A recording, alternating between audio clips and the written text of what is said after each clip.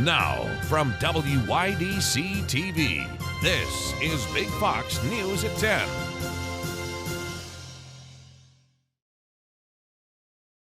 Thanks for joining us on Big Fox News. I'm Anna Manuel.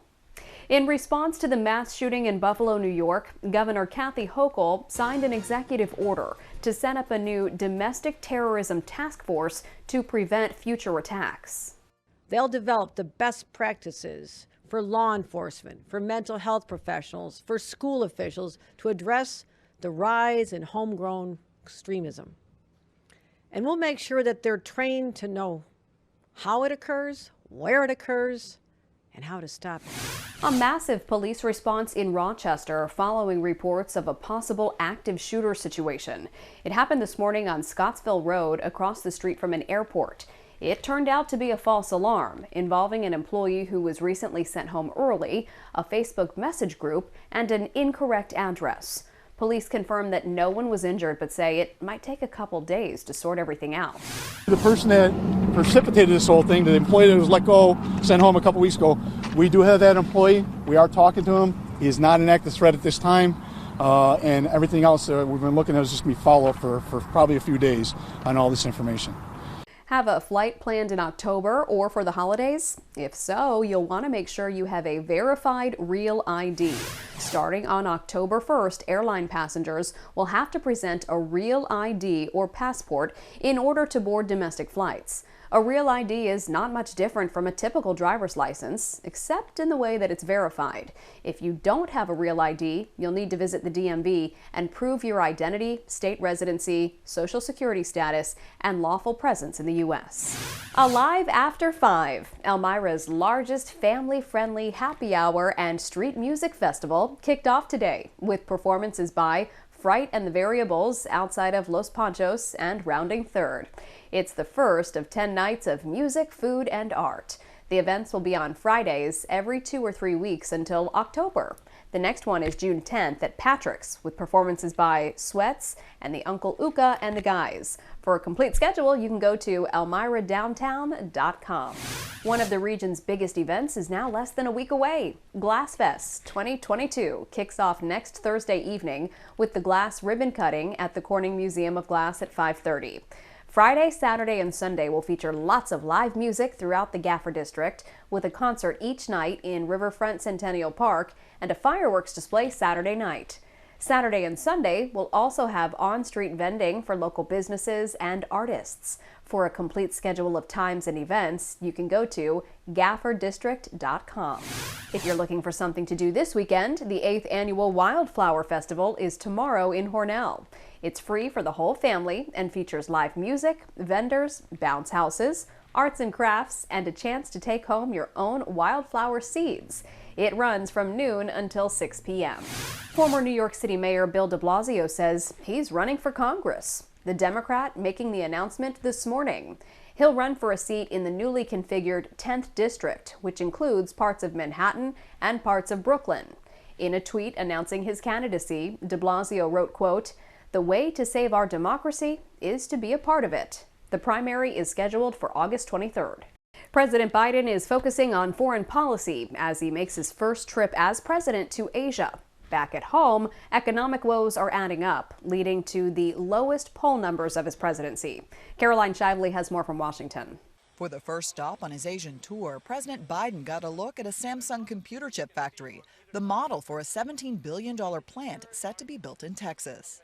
This investment will create 3,000 new high-tech jobs in Texas and add to 20,000 jobs Samsung already supports. President Biden spoke in South Korea, but his message was also targeting an American audience struggling with inflation, a baby formula shortage, and gas prices that hit a national average of $4.59 on Friday. Gas prices have risen literally every month since Joe Biden took office. Federal data out this month shows that Americans are also paying 10% more for food than a year ago. If you think the current food price increases are painful, I think they're just starting.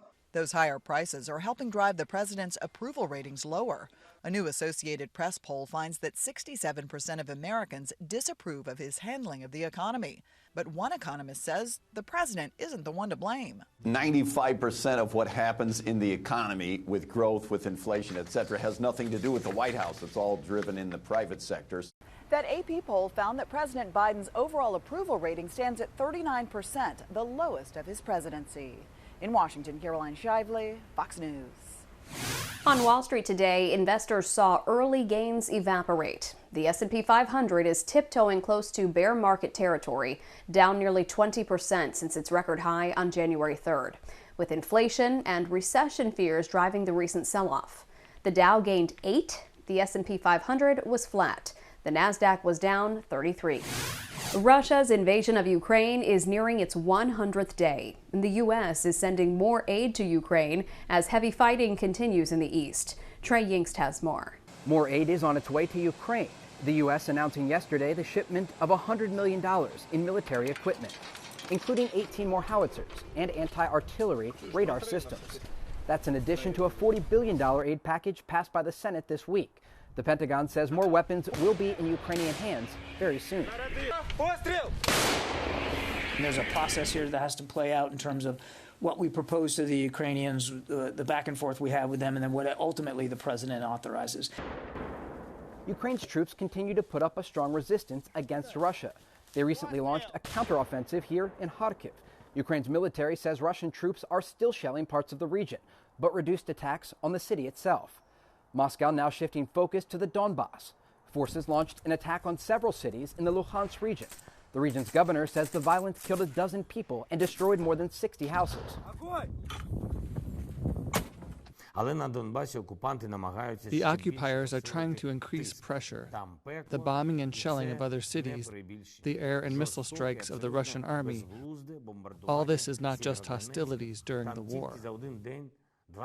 In Mariupol, Russia claims more than 1,700 Ukrainian fighters surrendered at the Azovstal plant this week. An unknown number remain inside, but those who do remain indicate they will continue to fight. British intelligence says Russia will likely move troops from Mariupol to reinforce operations elsewhere. In Kharkiv, Trey Yingst, Fox News. The World Health Organization is watching a small but growing outbreak of monkeypox. They say they've now confirmed 80 cases in 11 countries, with another 50 pending investigations. They expect to see more in the days ahead as surveillance expands. Cases are usually found in tropical areas of Western and Central Africa. Monkeypox is spread through close contact. Broadway is extending its mask rules into summer during the latest COVID-19 surge in New York City. In a statement released today, the Broadway League says all of the owners and operators of the 41 theaters agreed to require masks through June 30th. Industry leaders say they will renew that requirement on a month-by-month basis, depending on COVID-19 levels. At this time, there are no plans to enforce a vaccine requirement for people. That policy was dropped last month. Your weekend forecast is up next. And later, what the move toward working from home has meant for some office buildings. Here's your local stock market update from Big Fox.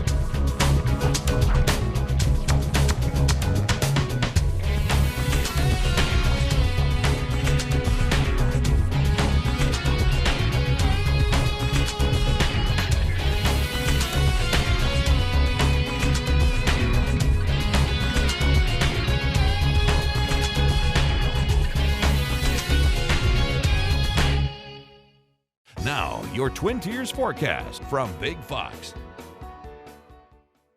Hi everyone, welcome. I'm meteorologist Sam Ryan. It's going to be warm and humid out there Saturday. Looking back over the last 5 days, here's a check of the temperatures. We hit 74 Thursday, 80 for the high temperature Friday officially, about 8 degrees above the average, and we're going to be much warmer than that. As a matter of fact, we already have heat advisories issued by the National Weather Service with heat index value. So again, heat index value is when, we probably haven't had too many yet, it was when we combine the temperature and the humidity and what it feels like outside. And so a higher heat index value means it's more difficult to cool off basically. So try to find ways to stay cool. Heat index value of 95 or greater expected here Saturday afternoon. So that's where we drink plenty of fluids And a nice little tip here, I always tell people, and you won't hear this anywhere else, but if you can keep your hands cool, you can cool off the entire body. There's so many capillaries running through those. So I always recommend a cold drink. Doesn't hurt. And there's actual scientific evidence for the reasons there. 68 degrees at 7 a.m., 88, I think the military uses that, by the way, 88 at noon, and 92 at 5 p.m. So again, very warm. The record high, by the way, is 96 degrees. It might just be shy of that. That warmth and humidity could fuel an isolated shower or thunderstorm. And then we have an approaching cold front. Here we are late into Saturday. So this is the cold front. So notice, where are we? We're about there. And so that cold front will be approaching from the west as we go into the day Sunday. So Sunday, a higher chance of these showers and storms, but there's still a chance for the day Saturday. And if we do see one, it could be severe. Large hail damaging winds going to be the main threats here with these storms. We just have a marginal threat for us locally, but a slight risk to our northwest because we're going to see some more track along that or just ahead of that front. And it doesn't reach us maybe until after midnight or so. And then on Sunday, a higher chance, though, as that front finally approaches and begins to move in. We're still going to make it up towards 90 degrees, and then we cool down. Look at the temperature difference here. I mean, that's astonishing how we go from the mid-90s and near 90 on Sunday. Good chance of scattered showers and storms picking up, roughly speaking, a half an inch of rainfall, but it could be higher underneath those thunderstorms. Then we get into Monday, and it just cools off substantially. I mean, almost a 20-some degree drop in temperatures. By the way, out in Wyoming, they saw a 22-degree drop in 10 minutes. And it's with this same cold front, it's the same air mass that's heading this way. And we'll be in the low 70s, slowly beginning to warm up. And there's another system we'll watch closely. Wednesday and into Thursday could bring some more rainfall to the area, but we'll be in the mid-70s then.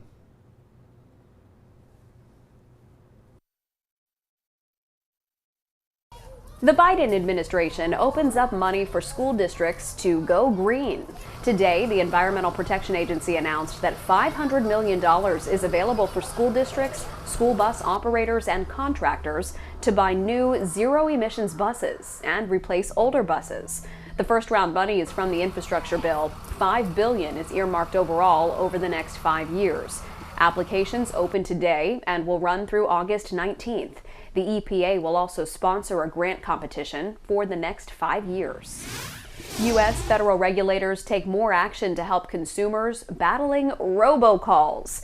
The Federal Communications Commission has adopted new rules on robocalls coming from overseas. The FCC's actions are directed at some obscure providers, allowing illegal overseas robocalls. The FCC will require those companies to register and adopt a mitigation program, including monitoring and blocking. Without compliance, those companies could be blacklisted by the FCC. Call tracing data from a trade group indicates small carriers are gateways for illegal calls. Technology and art coming together in the Big Apple as a critically acclaimed artist takes influence from NFTs to transform how physical and digital masterpieces are understood. Ted Lindner has more. Usually in art galleries, phones are discouraged. But for a new exhibit from one of the world's most renowned pop artists, phones open new worlds. Oh. These are the works of Japanese artist Takashi Murakami, now on display at New York City's Gagosian Gallery. Visitors can use special Snapchat filters to unlock virtual reality experiences that help bring the paintings to life. Many of the brightly colored avatars seen gracing the walls and the gleaming figurines on the gallery floor are physical pieces modeled after the same digital works Murakami created as NFTs in the metaverse. People still do not understand NFTs. NFT stands for non-fungible token. They're essentially digital property that people can own and collect. And for Murakami, his exhibit is a tribute to the blending of online and tangible art. I wanted to express how I digested the unceasing history of art created by human beings. These fish paintings, for example, are inspired by ancient Chinese vases valued at tens of millions of dollars. Like NFTs, Murakami says no one thought the vases would one day hold such value. When they were created, nameless artisans drew the paintings on those vases. But through the history, it all became valuable. And when I saw them, they moved me and motivated me to paint them. The works are open to the public until June 25th. If you can't make it to the Big Apple, you can tour the exhibition virtually by visiting Gagosian.com or by using a VR headset. Ted Lindner, Fox News. In some parts of the country, employees working from home or on hybrid schedules has companies leaving behind sprawling corporate campuses. In Chicago, it's especially notable due to corporate office parks. Anthony Ponce has more on what may happen to these empty buildings. Spanning dozens of acres, some as big as college campuses, there's just one problem with Chicagoland's corporate office parks. Frankly, they're functionally obsolete for the most part. In the age of work from home and with many employers offering hybrid work models, companies are now putting these aging giants up for sale and are starting to get bites. Baxter International, the latest local company to announce it's putting its 100-acre Deerfield campus on the market. For the most part, they're old and they're really outmoded. They don't have the kinds of amenities that companies and employees want today. So what's to become of these sprawling corporate estates? Dan Deuter with Cushman & Wakefield says they're typically going one of three routes: torn down and converted to industrial space like warehouse facilities, divided up among multiple commercial tenants, or serve a mixed use. McDonald's Old Oakbrook campus, for example, is now a mix between hotel, multifamily residential, and, as just announced earlier this month, the future headquarters of Ace Hardware. We're seeing kind of renewed interest in these suburban corporate campuses, but it's not necessarily all for one thing. It's a few different things. Despite describing these types of corporate campuses as functionally obsolete for the most part, Deuter says the fact that many of them are right now in the process of changing hands is not necessarily a bad thing. There's two ways for the market to get healthy again: is either supply goes down, demand goes up, and we're seeing both happening. So with that will come a recovery in the office market. So this is healthy. Anthony Ponce, Fox 32, Chicago. Fuel frustration as gas prices continue to rise. Twitter has a new plan to stop disinformation, and how teens are taking advantage of inflation. CJ Papa has today's Fox Business Briefs. Gas prices hitting fresh records for the past 11 consecutive days amid the energy supply crunch in the U.S. AAA noting the stretch of record high prices at the pump is unprecedented, telling Fox News Digital drivers should expect elevated prices throughout the summer. The national average for a gallon of gas was $4.59 on Friday, a slight increase from the day before, and a new record high. Twitter rethinking things before Elon Musk takes over. The company says it will slow what it deems misinformation around certain issues, including armed conflicts, natural disasters, and public health emergencies. It will only include a warning label on certain viral tweets if moderators can verify the claims are indeed misleading. And after 2 years of quarantine, parents are ready to hit the town, but it's going to cost them more. Growing inflation and a tight labor market may cause teenagers to charge more, to the rate of $25 to $35 an hour. Some babysitters say they're setting rates based on what they hear from other teens, and parents are reluctant to negotiate. Unemployment among teenagers is at its lowest level in decades. For more stories, log on to foxbusiness.com. In New York, I'm CJ Papa. We want to leave you with a smile. A baby is born on board a flight. Frontier Airlines announced on social media Wednesday that a passenger headed to Florida on a flight went into labor and gave birth while in the air. It's all thanks to the help of a flight attendant, Diana Giraldo. Frontier Captain Chris Nye made arrangements for the flight to be diverted from Orlando to Pensacola. Giraldo was hailed as exemplary and calm, and Nye said the co-pilot and dispatch also pitched in to make for a smooth delivery. Congratulations to everyone involved there. From our whole team, thanks for joining us. We hope you have a great rest of your day.